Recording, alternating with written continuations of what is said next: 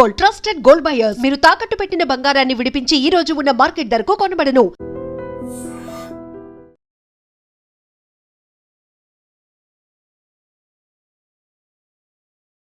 Hi నమస్తే, welcome to iDream media. నేను మీ రుద్దం శ్రీనివాస్. ఇవాల్టి మన టాపిక్ రెండు ప్రధాన విషయాలు. ఒకటి వ్యక్తిగత గోప్యతకు సంబంధించి, వ్యక్తిగత స్వేచ్ఛకు సంబంధించింది ఒకటైతే, ఈ రకరకాల కేసుల వల్ల కెరీర్ దెబ్బ తీసుకుంటున్న వాళ్ళ విషయంలో సుప్రీంకోర్టు ఇచ్చిన ఒక కీలకమైన తీర్పు. ఈ రెండు విషయాల గురించి మనం మాట్లాడుకోబోతున్నాం. మొదటిది, సుప్రీంకోర్టు మొన్న ఒక తీర్పు ఇచ్చింది. ఏంటంటే, పెళ్ళికి ముందు ఇద్దరు వ్యక్తుల మధ్య ఉన్నటువంటి శారీరక సంబంధం అనేది దాన్ని క్యారెక్టర్కు కొలమానంగా భావించలేము. దాన్ని దృష్టిలో పెట్టుకొని వాళ్ళ కెరీర్ను దెబ్బతీయడానికి మనకు ఏ హక్కు లేదు. ఈ విషయాన్ని బోర్డులు, ఏదైతే రిక్రూట్మెంట్ బోర్డులు ఉన్నాయో, అవి సమాజంలో మారుతున్న పరివర్తనలు, విలువలను దృష్టిలో పెట్టుకొని వాళ్ళు కూడా ఈ ఆదేశాలు పాటించాలని ఒక తీర్పుని ఇవ్వడం జరిగింది. అది కూడా తెలంగాణకు సంబంధించిన ఒక గాజుల తిరుపతి అనే వ్యక్తి కానిస్టేబుల్గా సెలెక్ట్ అయ్యాడు. కాకపోతే ఆయన కానిస్టేబుల్గా సెలెక్ట్ కాకముందు అతని మీద ఒక అమ్మాయి తనను పెళ్లి చేసుకుంటానని మోసగించి చేసుకోలేదని ఒక కేసు నమోదైంది. ఆ విషయాన్ని అతను వెల్లడించాడు కూడా అప్లికేషన్లో. అది లోక్ అదాలత్లో 2015లోనే రాజీ పోయారు. కానీ ఆ కేసును సాగుగా చూపి అబ్బాయిని అసలు ఉద్యోగం నుంచి పక్కన పెట్టడం జరిగింది. ఆ అబ్బాయి మళ్ళీ హైకోర్టుకి వెళ్తే హైకోర్టు సింగిల్ బెంచ్ అతనికి అనుకూలంగా తీర్పు ఇచ్చింది. బట్ దీని మీద మళ్ళీ Telangana police recruitment board Telangana దీనికి వెళ్ళింది, అప్లేట్కి వెళ్తే అక్కడ ఆయనకు వ్యతిరేకంగా తీర్పు వచ్చింది. దీని మీద మళ్ళీ అతను సుప్రీంకోర్టుకి వేసి 10 ఏళ్ల సుదీర్ఘ న్యాయ పోరాటం చేసిన తరువాత మొన్న తీర్పు వచ్చింది ఆయనకు అనుకూలంగా. వెంటనే అతనికి ఉద్యోగం ఇమ్మని వచ్చింది. బట్ చూడాలి అతనికి ఇస్తారో ఏదో. ఇక్కడ కొన్ని కీలకమైన ప్రశ్నలను సుప్రీంకోర్టు ధర్మాసనం లేవనెత్తింది. అవి ఏంటంటే, చాలామంది విషయాల్లో ప్రతి ప్రేమ పెళ్లితో ముగియాలని లేదు అలాంటి కామెంట్ చేసింది. దీని మీద మాట్లాడదాం. ప్రముఖ సోషల్ యాక్టివిస్టు, విశ్లేషకురాలు కృష్ణకుమారి గారు మనతో ఉన్నారు. నమస్తే కృష్ణకుమారి. కృష్ణకుమారి గారు, చూశారు మీరు ఈ మధ్యకాలంలో నాకు తెలిసి సుప్రీంకోర్టు చాలా సంచలన తీర్పులు ఇస్తుంది. అంతకుముందు ఒకటి చూసాం మనం, ఈవెన్ వేశ్యలైనా సరే వాళ్ళు స్వచ్ఛందంగా ఆ పని చేస్తే దాన్ని నేరంగా చూడొద్దు, పోలీసులకు క్లియర్ కట్ ఇచ్చింది. వ్యక్తుల యొక్క వ్యక్తిగత విషయాల్లో, ముఖ్యంగా ప్రైవసీ విషయాల్లో పోలీసులు అతి జోక్యం చేసుకోవద్దని కూడా ఈ కేసుల సందర్భంగా సుప్రీంకోర్టే చాలా సున్నితంగా, అదేవిధంగా కఠినంగా కూడా వాళ్ళకి ఆంక్షలు పెట్టింది. ఇవన్నీ జరుగుతున్న నేపథ్యంలో మనం ఇటీవల ఓయో రూముల తనిఖీ పేరుతో హైదరాబాద్ సిపి సజ్జనార్ గారు ఒక కార్యక్రమం చేపట్టారు. ఎస్, పోలీసులకి హక్కు ఉంటుంది ఎక్కడికైనా వెళ్ళచేయమని. అంత తీవ్రమైన నేరమా ఓయో రూముల్లో అనేది? ఓయో రూముల్లో ఆపరేషన్ కవచ్ పేరుతో పోలీసులు చేసిన దాని మీద కొన్ని అభ్యంతరాలు చేస్తున్నారు పౌర సమాజం. ముఖ్యంగా వాళ్ళు అడిగే ప్రశ్న ఏంటంటే, పోలీసులకు ఎవరిచ్చారు ఈ హక్కు? సెర్చ్ వారెంట్ లేకుండా, ముందస్తు సమాచారం లేకుండా వ్యక్తుల గోప్యతకు భంగం కలిగించే హక్కు ఎవరిచ్చారు అనేది కొంతమంది పౌర హక్కుల వాళ్ళు, పౌర సమాజం నుంచి వస్తున్నారు. దీనికి మీరు ఏమంటారు? అసలు ఇక్కడ చాలా అంశాలు ముడిపడి ఉన్నాయి. ఈ తీర్పులు అంత క్లిష్టంగా ఉన్నాయి, మీ ప్రశ్నలు కూడా. అవును. అయితే మనం దేనికది విడివిడిగా చూసుకోవాలి. ఎందుకంటే ఇవి అన్ని వ్యక్తి ప్రవర్తనే ఉంది ఈ మొత్తం అన్ని విషయాల్లో. కరెక్ట్. కానీ ఈ వ్యక్తి ప్రవర్తన చుట్టూ ఇన్ని విషయాలు ఉన్నప్పుడు దేనికదే విడివిడిగా మాట్లాడుకోవాలి. ఇప్పుడు మనము కానిస్టేబుల్ ఉద్యోగం కోసం అప్లై చేసుకున్న అతని విషయం మాట్లాడుకుందాం. మొదటిగా తిరుపతి ఒక తన ఇంటి పక్కనే ఉండే తన ఇంటి పక్క అమ్మాయితోటి 4 సంవత్సరాలు పెళ్లి చేసుకుంటాను అని చెప్పి ఆమెతో ఒక వ్యక్తిగత సంబంధాన్ని కొనసాగించాడు.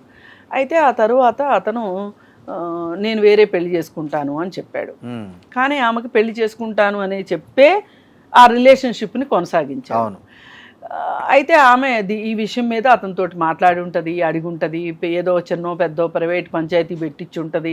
అన్నీ అయిన తర్వాత కోర్టుకు వెళ్ళింది. కోర్టు ఏం చేసింది అంటే, అది కేసు కొనసాగుతున్న టైంలో మరి అతని తాలూకు మనుషులు ఎవరో ఆ అమ్మాయిని ఏదో మరి ఆమెకి ఏమన్నా నష్టపరిహారం ఇస్తామని చెప్పారో ఏం జరిగిందో తెలియదు, కానీ వాళ్ళు రాజీ పడ్డారు. ఈ రాజీ పడ్డదాన్ని లోక్ అదాలత్లో రాజీ చేసుకున్నారు వాళ్ళు. అది అంతటితో అయిపోయింది. అయిపోయింది. అవును. అయిపోయిన తర్వాత అతను ఉద్యోగానికి అప్లై చేసుకున్నప్పుడు ఈ పాత అడుగుతారు కేసులు ఏమైనా ఉన్నాయా అని. దాంట్లో చెప్పాలి కూడా, ఖచ్చితంగా చెప్పాలి. చెప్పకపోతే వాళ్ళే స్క్రూటినీ కూడా చేస్తారు. చేసినప్పుడు బయటపడింది అనుకోండి, అది అసలుకే ప్రమాదం. అందుకని అతను చాలా తెలివిగా రాసేశాడు. రాసేస్తే ఆ పాయింట్ పట్టుకొని వాళ్ళు రాజీ పడినంత మాత్రాన నువ్వు నేరం చేయనట్లు కాదు అని అతనికి ఉద్యోగం నిరాకరించారు. అతను హైకోర్టుకి వెళ్ళాడు. హైకోర్టుకి వెళ్తే హైకోర్టు అతనికి ఉద్యోగం ఇవ్వచ్చు అని చెప్పింది. ఇవ్వచ్చు అని చెప్పిన దాన్ని మళ్ళీ వీళ్ళు కోర్టుకి వెళ్తే, వీళ్ళు అప్పీలేట్కి వెళ్తే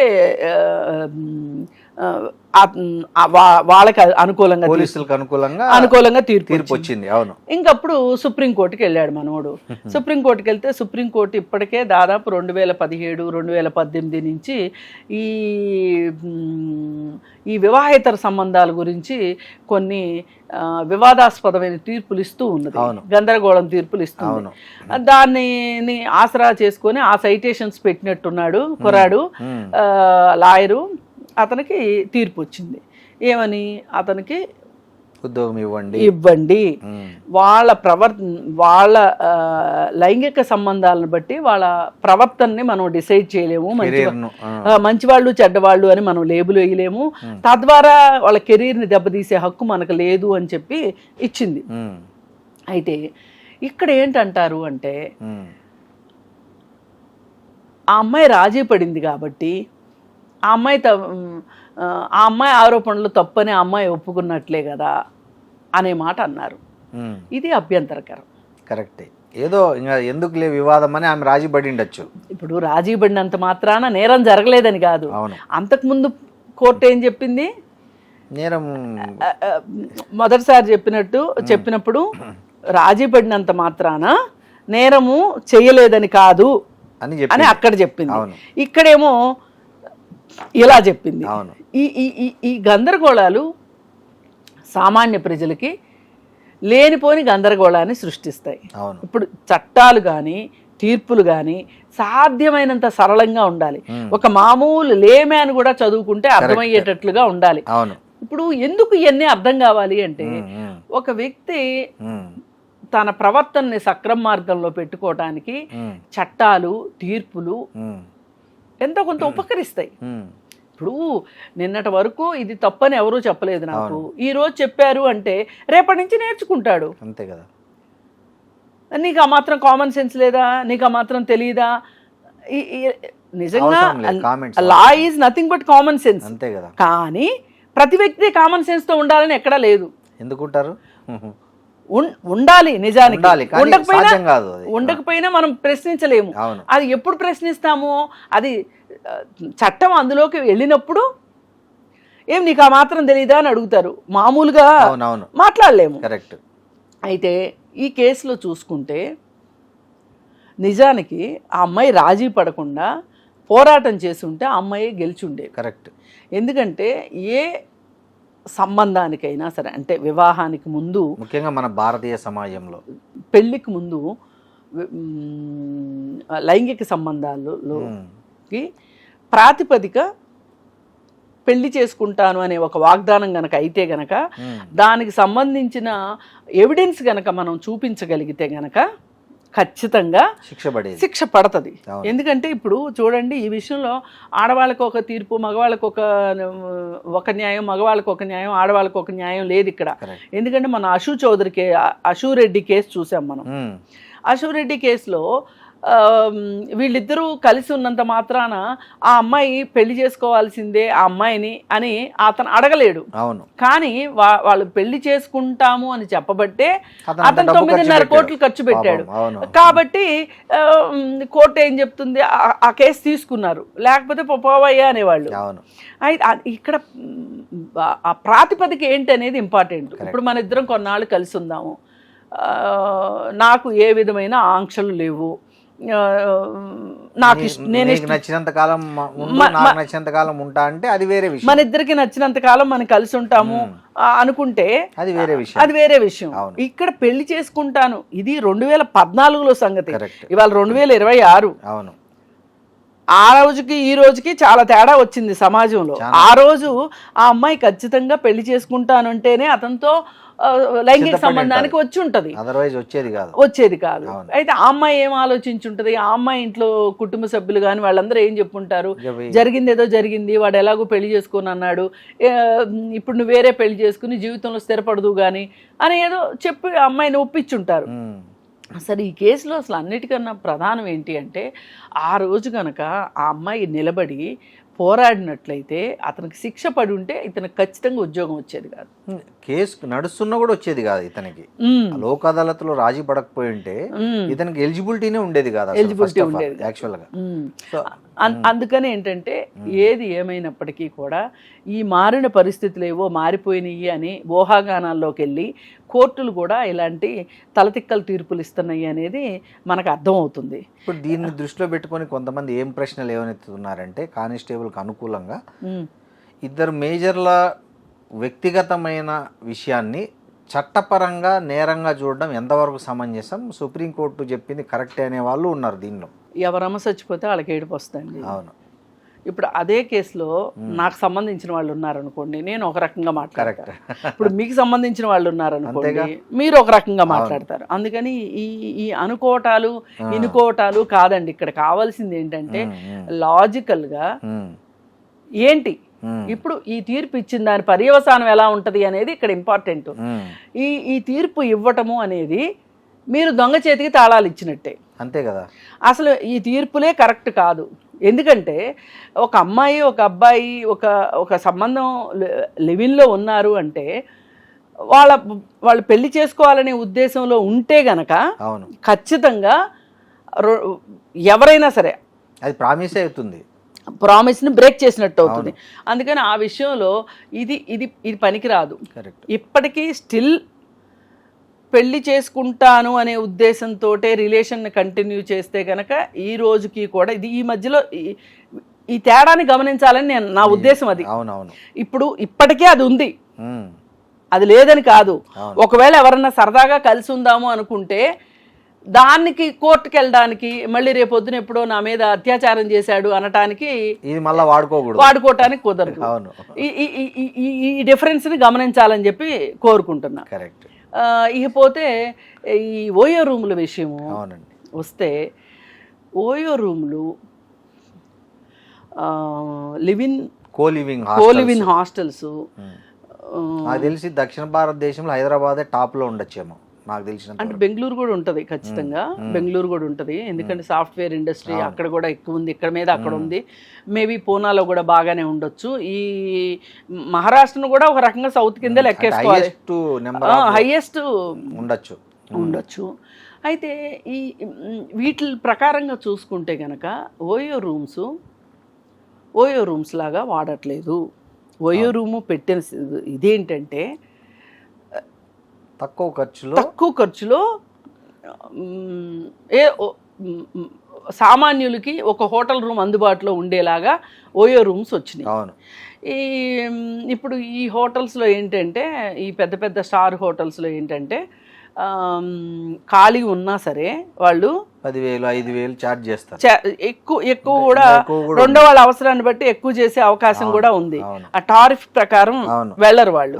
కానీ ఉన్నా కానీ లేవని చెప్పే అవకాశం ఉంటుంది. కానీ ఈ ఓయో రూమ్స్ అట్లా కాదు. ఇప్పుడు మన క్యాబుల మాదిరే కదా ఇవి కూడా. అందుకోసం ఏంటంటే, అయితే ఈ ఓయో రూములు నిర్వహిస్తున్న వాళ్ళు ఎవరైతే ఉన్నారో నిర్వాహకులు చాలా అక్రమాలకు పాల్పడుతున్నారు. ఇందులో నో డౌట్. ఇప్పుడు ఓయో రూముల్లో మైనర్ బాలికల పట్ల అత్యాచారాలు కూడా జరుగుతున్నాయి, ఓయో రూముల్లోనే జరుగుతున్నాయి. అవును.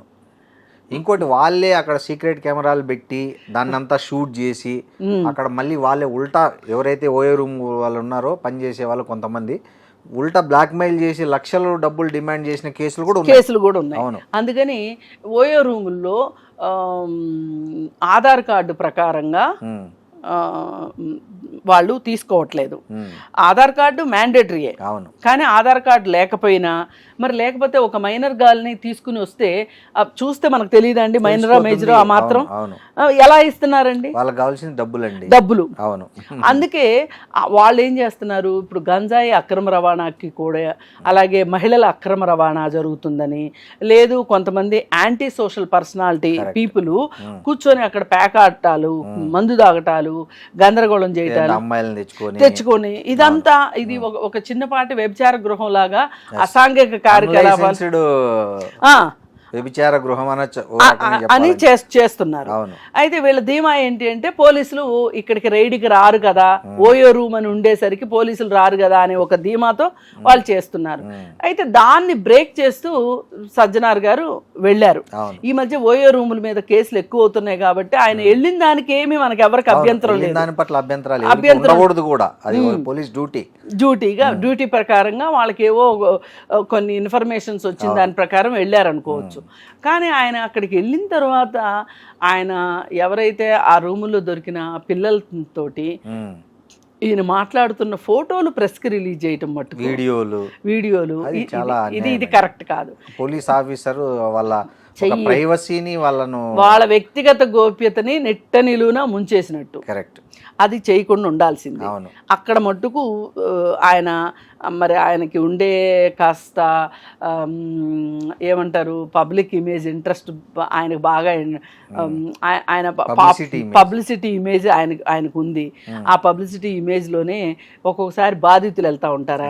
బాధితులు వెళ్తే బాధితులను పట్టించుకోరు, కానీ నిందితులతోటి ఫోటోలు దిగుతారు. వాళ్ళు కాస్త సెలబ్రిటీస్ అయ్యి ఉంటే చాలు. ఇప్పుడు మొన్న డ్రగ్స్కి సంబంధించి మేము వీడియోలు చేస్తాము అనగానే ఎవరెవరిని, రాజమౌళిని, ఇట్లాంటి పెద్ద పెద్ద సినిమా వాళ్ళతోటి ఫోటోలు దిగటము, అది కూడా కాదు, వాళ్ళతోటి ఒక ప్రెస్ మీట్ పెట్టారు. వాళ్ళతో ప్రెస్ మీట్ పెట్టింది ఐబొమ్మ. దాని విషయంలో ప్రెస్ మీట్ విషయంలో వాళ్ళు కంప్లైంట్ ఇవ్వడానికి వెళ్తే వాళ్ళని పక్కన కూర్చోబెట్టుకొని ఆయన ఐబొమ్మ రవిని పట్టుకుంటాము ఎక్కడున్నా అని చెప్పి ప్రెస్ మీట్ పెట్టారు. అవును. ఇదంతా ఏంటంటే ఎంతో కొంత పబ్లిసిటీ స్టంట్ లాగా అనిపిస్తూ ఉంటుంది చూసే వాళ్ళకి. కాకపోతే చాలా విమర్శలు వచ్చినాయి. నేనేమంటానంటే పబ్లిసిటీ 20%, పని 80% ఉందనుకో బాగుంటుంది. ఇప్పుడు విషయం లేనప్పుడే పబ్లిసిటీ పీక్స్లో ఉంటుంది అంటారు. అట్లా కాకుండా ఈయన ఇలా ఉండాలి అని చెప్పి కొంచెం ఆయన ఆ పబ్లిసిటీని కాస్త చేయడం, వెళ్తే ఆమెతో ఫోటోలు దిగి పెట్టుకున్నారు. అదే మళ్ళీ బాధితులను తీసుకొని వెళ్తే ఆయన కలవలేదనేది వీళ్ళు ఆరోపిస్తున్నారు. అసలు ఎందుకండి, నేనే ప్రత్యక్ష సాక్ష్యం. ఒకసారి నా అన్వేషణ గురించి కంప్లైంట్ చేద్దామని చెప్పి నేను అపాయింట్మెంట్ అడిగితే ఇవ్వలా. నేను 2 సార్లు ఫోన్ చేసినా కానీ వాళ్ళ పిఏ నాకు సార్ ఇవ్వట్లేదు అని చెప్పారు. నాకు ఇంకో బాధితురాలు కూడా చెప్పింది, ఆమె స్వయాన బాధితురాలు. ఆమె దాదాపు నా అన్వేషణ వల్లనే ఆమె చాలా ఇబ్బంది పడింది, కేసు కూడా నడుస్తుంది. ఆమె వెళ్ళి చెప్పుకుందాం అనుకుంటే ఆమెకు కూడా ఇవ్వలేదు, అపాయింట్మెంట్ ఇవ్వలేదు.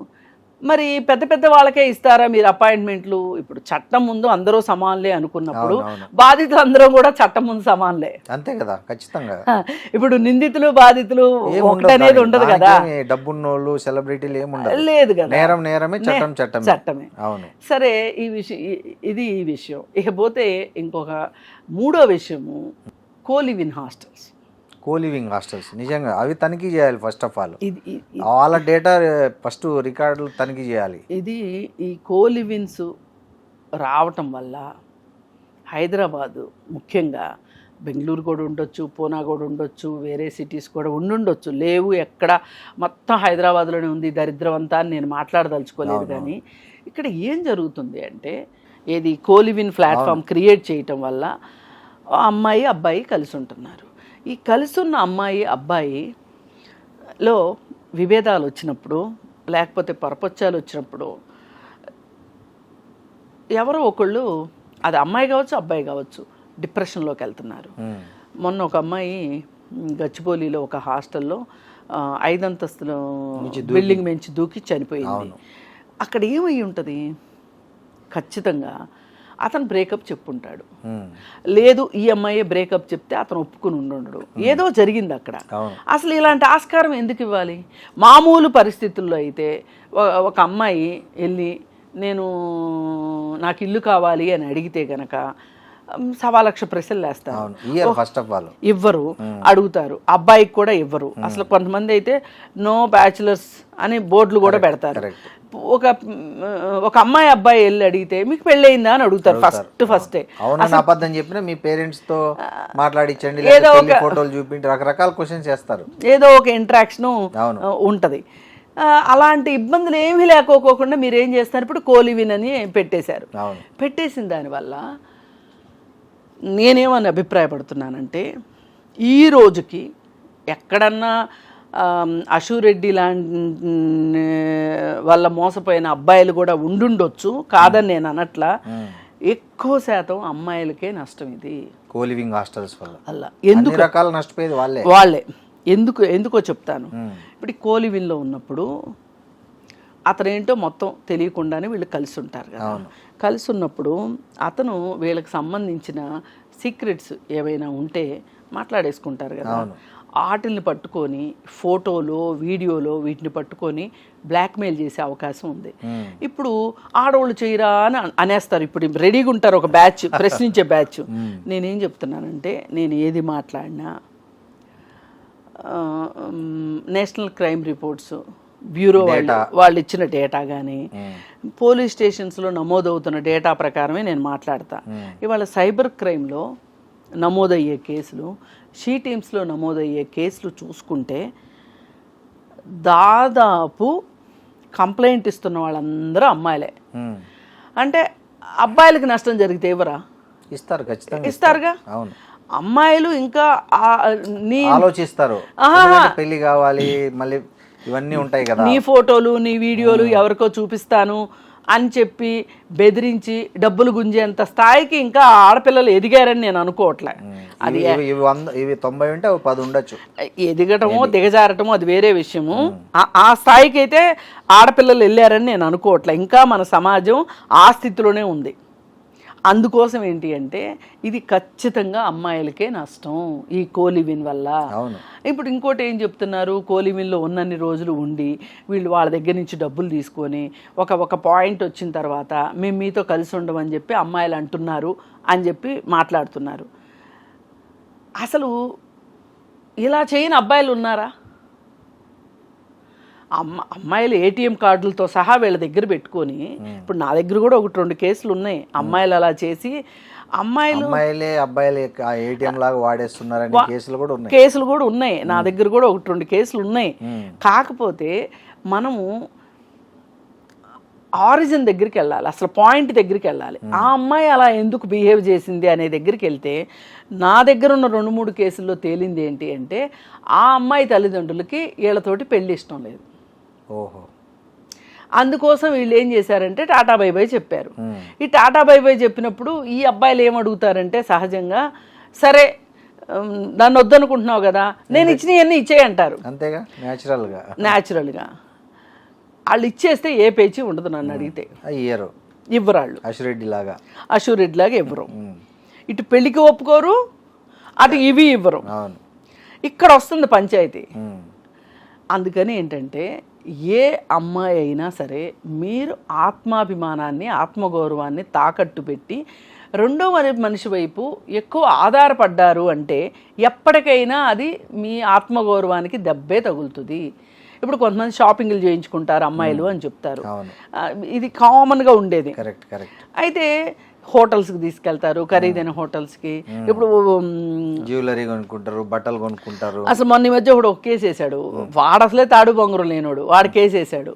వీళ్ళిద్దరూ కలిసి రిసార్ట్లకు వెళ్ళారు. ఆమె కొంత ఖర్చు పెట్టింది, వీడు ఎక్కువ ఖర్చు పెట్టాడు. సరే వీడు పెళ్లి చేసుకోమన్నాడు. చిచి నిన్న పెళ్లి చేసుకునేది తెలిసింది, తెలిసిపోయి చేసుకోనంది. అంటే ఇప్పుడు వాడు ఆ అమ్మాయి మీద ఆ డబ్బుల కోసం కేసేసాడు. ఎవరైనా వేసుకోండి అబ్బా, ఎవ్వరు వద్దని లేదు. ఇప్పుడు మగాళ్ళకి ఏముంటుందంటే కాళ్ళు ఎగరేస్తా నేను ఒక ఆడదాని దగ్గర మోసపోయానని ఈ ప్రపంచానికి చెప్పుకోవటం నా సిగ్గుచేటు నా చేతగాంతనం అవుతుంది అని వాడు వెళ్ళడు. అది వాడి బలహీనత. దానికి ఎవరేం చేస్తారు? మీలాంటి వాళ్ళు నాలాంటి వాళ్ళు ఏం చెప్తారు? మనం ఎవరైనా ఏం చెప్తున్నాం? అరే మీరు సుఫారీలు ఇచ్చి తన్నించటాలు చంపించటాలు పెట్టుకోకుండా చట్టాన్ని ఆశ్రయించండి. అంతే బెస్ట్. అది ఇప్పుడు చట్టం దగ్గర వేసేసేయండి. దేవుడి దగ్గర అప్లికేషన్ పడేసినట్టు కోర్టులో ఒక అప్లికేషన్ పడేయండి. ఏది జరిగితే అది జరుగుతుంది. అంతేగాని మీరు ఏ గుజరాత్ నుంచో లేకపోతే ఇంకొక నుంచో ఒంగోలు నుంచో రౌడీల్ని వెళ్ళి తీసుకొచ్చి వాడికి ఏదో డబ్బులు ఇచ్చి ఇట్లాంటి ప్రోగ్రాములు పెట్టకండి. ఎందుకంటే ఇవాళ టెక్నాలజీ ఎంత వేగంగా ఉంది, ఎంత అభివృద్ధి చెందింది అంటే అసలు ఎక్కడ నిజంగా పోలీస్ పట్టుకోదలుచుకుంటే పాతాళంలో ఉన్న ఆకాశంలో ఉన్న పట్టుకురాగలుగుతారు. అందుకని ఇట్లాంటి చిచోరీ పనులకి వెళ్ళకోకుండా మీరు ఆత్మగౌరవం దెబ్బతినకుండా మీ కాళ్ళ మీద మీరు నిలబడి, అమ్మాయిలకైనా చెప్తున్నాను అబ్బాయిలకైనా ఎవరికైనా సరే చట్టాన్ని ఆశ్రయించండి. చట్టాన్ని ఆశ్రయించండి. సాంఘిక వ్యక్తుల చేతుల్లో పెట్టద్దు మీ సమస్యను. ఇప్పుడు నిన్న ఇంకొకటి జరిగింది, క్వీన్స్ అండ్ కింగ్స్ పబ్ విషయం. ఇప్పుడు ఈ ఓయో రూమ్లైనా ఈ కోలివిన్ హాస్టల్స్, కోలివిన్ హాస్టల్ అంటేనే అమ్మాయి అబ్బాయి ఉండొచ్చని దాన్ని అది తీసేయడం తప్పితే అంతకు మించి మార్గం లేదు. కోలివిన్ హాస్టల్స్ ని కానీ రాజ్యాంగం ప్రకారం ఇద్దరు మేజర్లు ఎక్కడైనా కలిసి ఉండొచ్చు అని సుప్రీంకోర్టు చెప్తుంది కదా. వాళ్ళు కలిసి ఉంటారంటే దాన్ని బేస్ చేసుకునే కోలివిన్ హాస్టల్స్ పెద్ద పెద్ద హోర్డింగ్లు పెట్టారు. చూసా మీరు మాదాపూర్ లో ఎంత పెద్ద పెద్ద హోర్డింగ్? కాదండి, ఇప్పుడు సుప్రీంకోర్టు కోలివిన్ హాస్టల్స్ పెట్టమని చెప్పలేదు. కానీ అసలు వాటికి పర్మిషన్ ఇవ్వద్దని చెప్తున్నాను. ఓకే, ఇప్పుడు వాళ్ళు వెళ్ళి కోర్టులో వెళ్ళి మాకు ఎందుకు పర్మిషన్ ఇవ్వరు కోలివిన్ కని వీళ్ళే వెళ్ళేంత సాహసం చేస్తారని నేను అనుకోను. ఇప్పుడు మాకు శాంతి భద్రతల సమస్యలు వస్తున్నాయి, దానివల్ల మేము ఇవ్వము అని అధికారులు చెప్పారనుకోండి, ఏం చేస్తారు చెప్పండి? ఇప్పుడు ఎక్కడైనా సరే శృంగారభరితమైన సినిమాలు తీయమని చెప్పి ప్రేక్షకులు అడుగుతారు ఎప్పుడన్నా? అడగరు. వాళ్ళే ప్రేక్షకులు కోరుకుంటున్నారు, ఊహించుకొని తీస్తారు. అవును, అది వాస్తవం కూడా, వీళ్ళు కోరుకుంటారు కూడా. కానీ వీళ్ళు అడగరు, వాళ్ళు తీస్తారు. అట్లాగే కోలివిన్ హాస్టల్ ఉంటేనే మేము హాస్టల్లో చేరతాము, కోలివిన్ హాస్టల్ హైదరాబాద్లో లేవు కాబట్టి మేము హైదరాబాద్లో ఉద్యోగానికి రామని అయితే ఎవరు అనరు కదా. అందుకని కోలివిన్ హాస్టల్స్ని రద్దు చేస్తేనే, వాటికి పర్మిషన్స్ ఇవ్వకపోవటమే బెటరు. ఓయో రూమ్స్ కూడా అంతే. అలాగే ఇప్పుడు ఈ పబ్బులలో అరాచకం గురించి రితిరాజ్ గారు చెప్పారు ఏం చేస్తున్నారు. మరి ఇంత అసాంఘిక కార్యకలాపాలు జరిగేటప్పుడు, ఇన్ని అవకతవకలు ఉన్నప్పుడు ఎందుకు వీటిని కొనసాగిస్తుంది ప్రభుత్వం? అవన్నీ పోలీసులకు తెలుసండి. ఆ రితిరాజ్ గారు అదే చెప్పారు, అన్ని పోలీసులకు తెలుసు. అన్ని పోలీసులకు నెల నెల పోతాయి అన్ని పబ్బుల నుంచి, అన్ని బార్ల నుంచి. ఇది జగమెరిగిన సత్యం. ఇది ఎవరు కాదంటానికి లేదు. ఇప్పుడు మనం ఇలా అన్నామని మనమే కేసు పెట్టే అవకాశం కూడా లేదు. ఇది ఎందుకంటే అందరికీ తెలిసిన విషయమే. అయితే మనం మరి అప్పుడప్పుడు బొగ్గులు నొక్కుంటాము, చెవులు కోరుకుంటాం. ఎందుకు అలా కాకుండా ఈ 3 విషయాల గురించి ఏవైనా ఒక ప్రభుత్వం ఆలోచించి ప్రభుత్వమే నిర్ణయం తీసుకోవాలి. మీరు అన్నట్లు ప్రభుత్వమే నిర్ణయం తీసుకోవాలి. ఇప్పుడు కేసీఆర్కి ఒక రకమైన ఆయన కిరీటంలో ఒక పెద్ద కలికితురా ఏంటి, షీ టీమ్సే కాదు, ప్యాకెట్ క్లబ్బులు తీసేశాడు కదా. మీరు కూడా అట్లా చెయ్యండి. కోలివిన్ హాస్టల్స్ వద్దు, కోలివిన్ ఇవ్వము. అవును. అలాగే ఇన్ని విచ్చలవిడిగా పబ్బులు ఉండవు. ఇప్పుడు ఏమైపోయిందంటే అండి, కూకట్పల్లిలో పబ్బు, వనసలిపురంలో పబ్బు, కోకాపేటలో పబ్బు, అన్ని చోట్ల పబ్బులే. సికింద్రాబాద్లో పబ్బులు. ఈ పబ్బులు ఇంత ఎక్కువ అవటం కూడా శాంతి భద్రతలకి సవాల్ లాంటివి. చెప్పాలంటే వాళ్ళ జూబ్లీ హిల్స్ లోనండి, అవును, ఒక స్ట్రీట్ అంతా దాన్ని యాక్చువల్ గా పబ్ రోడ్ అని పెట్టొచ్చండి. పెట్టొచ్చు. రోడ్ నెంబర్ 45 ని పబ్ రోడ్ అని మారిస్తే సరిపోతుంది. దాన్ని వాస్తవం రోడ్ నెంబర్ 45 కాదు, రోడ్ నెంబర్ 62. అవును, ఎక్కడ చూసినా పబ్బులే. మరి ఎన్ని పబ్బులు ఉంటున్నాయి, ఆ చుట్టుపక్కల వాళ్ళందరూ తలలు పట్టుకుంటున్నారు, ఫ్యామిలీస్ ఉండలేకపోతున్నారు. ఇలా సౌండ్ కి, డీజే సౌండ్లకి, వీళ్ళు చేసే హంగామా, కిందికి వచ్చి కొట్లాటలు, గొడవలు, అర్ధరాత్రి నడు రోడ్డు మీద ఈ హంగామాలు అసలు మొన్న పోలీసుల మీదుగా ఒక కారు నడిపే ప్రయత్నం చేశారు. అవన్నీ చూస్తున్నాం ఎందుకు కదా. మాకు తెలిసిన ఒక ఆవిడ పబ్ ఎదురుగా వాళ్ళ ఇల్లు ఉంది పాపం, వాళ్ళు ఎప్పటి నుంచో ఉంటున్నారు, పబ్ ఇప్పుడు వచ్చింది. ఓ రోజంట ఏంటి ఈ పబ్లో వాళ్ళు బయటకు వచ్చి వాళ్ళ కాంపౌండ్ వాళ్ళు దూకి, అంటే వాళ్ళు తాగిన మైకంలో ఏం చేయాలో కాంపౌండ్ వాళ్ళు దూకి వాళ్ళ ఇంట్లోకి వచ్చేసారంట. వాళ్ళ ఇంట్లోకి వచ్చేస్తే వీళ్ళేం దొంగలు అనుకున్నారంట, భయపడిపోయారంట. అందరూ ఏజ్డ్ పీపుల్ ఉంటారు. అప్పుడు 100కి కాల్ చేశారంట. కాల్ చేస్తే ఎంతసేపటికే రాదంట, ఎందుకంటే ఆ రోడ్లో పబ్బులు ఉంటాయని తెలుసు కదా, అందుకని వాళ్ళు రాలా. అసలు మేము ఎంత భయపడిపోయామో, అసలు నిజంగా ఇక్కడి నుంచి వెళ్ళిపోతే ఎలా ఉంటుందని ఆలోచిస్తున్నాం అని చెప్పారు ఆవిడ నాతోటి. అసలు మీరు ఇళ్ల మధ్యలో జనావాసాలు అంటే కుటుంబాలు ఉండే చోట పబ్బులకి ఎట్లా పర్మిషన్ ఇస్తున్నారు? ఈ ప్రభుత్వాలు డబ్బులు పిచ్చితో కొట్టుకు సస్తున్నాయి. డబ్బులు లేకపోతే అసలు నిజంగా ఈ విషయంలో మటుకు కేసీఆర్ ఆ పేకాట క్లబ్బుల్ని మూయించి ఎంత మంచి పని చేశాడో. ఈ విచ్చలవిడిగా పబ్బులకి ఆయన ఆధ్వర్యంలోనే ఇచ్చింది. అవును. కాకపోతే ఇదంతా చిన్నదొర వ్యవహారం అంటారు, కేటీఆర్ అంటారు ఈ పెత్తనం. దీన్ని విశ్వనగరంగా చేయాలి కాబట్టి అవి కూడా ఉంటే బాగుంటుందని చేశారు. ఏదేమైనా ఒకటండి, ఫైనల్గా కావాల్సిందేంటి, మనకి ఒక మంచి ఆహ్లాదకరమైన ఇబ్బంది లేని సమాజం మనకు కావాలి, హానికరం కాని సమాజం మనకు కావాలి. దానికి విఘాతం కలిగించేది ఏదైనా సరే, ఇప్పుడు సజ్జనార్ గారికి పబ్లిసిటీ పిచ్చుండి మంచి చేశాడు అనుకోండి, సంతోషం, అంతే కదా, సంతోషం. అవును. కానీ ఏదో అప్పుడప్పుడు ఇలా మెరిసినట్టు చేసేసి మళ్ళీ వదిలేసేస్తే కాదు. ఇది డైలీ బేసిస్గా కంటిన్యూస్గా చేస్తేనే ఇలాంటివి ఇక్కడ నడవదు అనే ఒక స్ట్రాంగ్ మెసేజ్ పోవాలి. కరెక్ట్. పోతేనే జనాలు దారిలో ఉంటారు. ఇప్పుడు నాకు ఇక్కడ కోలివింగ్కి సంబంధించి ఒక కామన్ క్వశ్చన్ వచ్చింది కృష్ణకుమారి గారు. ఇప్పుడు తల్లిదండ్రులు ఉండరా వీళ్ళకి అనేది ఫస్ట్ క్వశ్చన్ నాకు. ఎందుకు ఉంటారండి భలే వాళ్ళే తల్లిదండ్రులు అంటే ఏం చేస్తున్నారండి వాళ్ళు? ఏమండి నేను చెప్తాను, ఇవాళ నేను ఒకటి చెప్తాను వినండి. ఇవాళ 70 ఏళ్ళు 90 ఏళ్ళ ముసలోళ్ళు కూడా రోజు 10 సార్లు వీడియో కాల్స్ మాట్లాడుకుంటున్నారు. అంటే ఈ తల్లిదండ్రులు ఎప్పుడు వాళ్ళ జీవితకాలంలో వీళ్ళని కలవరా? వీళ్ళతో వీడియో కాల్స్ మాట్లాడరా? వాళ్ళు ఏం చేస్తున్నారు, ఎక్కడుంటున్నారు? ఇప్పుడు జనరల్గా మీరు ఉన్నారండి, మీ అమ్మాయి హాస్టల్లో చేరింది, అవునా, హాస్టల్లో ఏమ్మా ఎట్లుంది చెప్పమ్మా, బెడ్ బాగుందా చూపి, బాత్రూమ్ వాష్రూమ్ అంతా బాగున్నాయి, అన్నీ చూపిస్తారు, అన్నీ అబ్బాయిని తప్ప. ఇప్పుడు ఎందుకండి, ఇప్పుడు మీ పిల్లలో మా పిల్లలో వేరే రాష్ట్రం వెళ్ళారనుకోండి, వాళ్ళు ఇలా కాకుండా వేరేలా ఉంటారు అని మనం ఊహించటం ఇప్పుడున్న ఈ కాలంలో ఈ ప్రభుత్వాలు చేస్తున్న వెధవేషాలకి నమ్మకం అనిపించట్లేదు. ఎవరిని నమ్మాలో ఎవరిని నమ్మకూడదో తెలియట్లేదు. పైగా పిల్లలే ఎక్కువ మోసం చేస్తున్నారు తల్లిదండ్రులు. అవును. ఇప్పుడు ఈ జనరేషన్ మరీ తల్లిదండ్రులు అర్ధరాత్రి వచ్చి తలుపు తట్టిన వీళ్ళ నైట్ వాళ్ళకి వేసేసి అమ్మాయిలాగా చూపించిన ఆశ్చర్యపోక్కర్లేదు. అందుకని ఇది వ్యక్తిగతమైన ప్రవర్తనలో మార్పులు రావాల్సిన అవసరం ఉంది. నా జీవితానికి నేను ఇప్పుడు చేస్తున్నది కరెక్టా కాదా, దీనివల్ల నాకు భవిష్యత్తులో ఏమి నష్టాలు ఉంటాయి. ఒకప్పుడు ఎంతో కొంత ఒక భయం ఉండేదండి మనుషుల్లో. ఒక మోతాదులో భయం ఉండటం కూడా కరెక్టే, నన్ను అడిగితే మంచిదే. భయం ఉన్నప్పుడే ఎంతో కొంత బాధ్యత వస్తుంది, బాధ్యత ఆలోచిస్తాం, వెనక ముందు ఆలోచిస్తాం. ఇప్పుడు వాళ్ళకి అదేమీ లేదండి. Instant loans, instant food, instant బట్టలు, ఇన్స్టంట్ ప్రేమలు, instant love, instant lust, instant breakup, అంతే. వీటన్నిటికీ ప్రభుత్వం వైపు నుంచి కూడా సహకారం ఉంటుంది, ఇది దురదృష్టకరం. కోర్టు నుంచి సహకారం ఉంటుంది, ఇది దురదృష్టకరం.